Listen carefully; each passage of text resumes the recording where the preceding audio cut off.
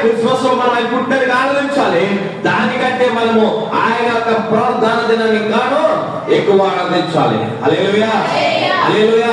ఎందుకంటే ఆయన పుట్టుక ద్వారా అనేక మంది సంతోషించారు. ఆయన మరణం ద్వారా ప్రపంచాలందరికీ రక్షణ వచ్చింది. హల్లెలూయా, హల్లెలూయా. ఆయన రక్షకుడు. హల్లెలూయా. ఈరోజు చాలా మంది అటువంటి రక్షకుడిని శిలువలో చేదు చెరకలేమో రాకడించారు. అది తప్పుకుందంటే చేదుని ఇస్తున్నారు.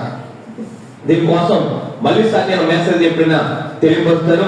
ఎందుకంటే ఇప్పుడు మనకి చాలా పనులు ఉన్నాయి కాబట్టి కొన్ని మనకి పనులు ఎక్కువ ఉన్నాయి కాబట్టి ఇవన్నీ కూడా మనం బయటికి తీసినవన్నీ కూడా క్లీన్ చేయాలి కాబట్టి అవి ముగిస్తున్నాను.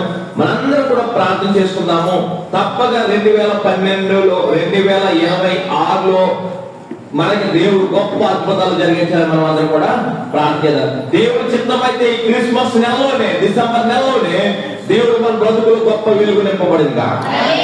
ఆయన మనము ఆయన ద్వారా ఆస్వాదించబడటమే కాదు, అనేక జనాంగాలకు మనం దేవుడు ఆస్వాదకరంగా ఉంచును గాక.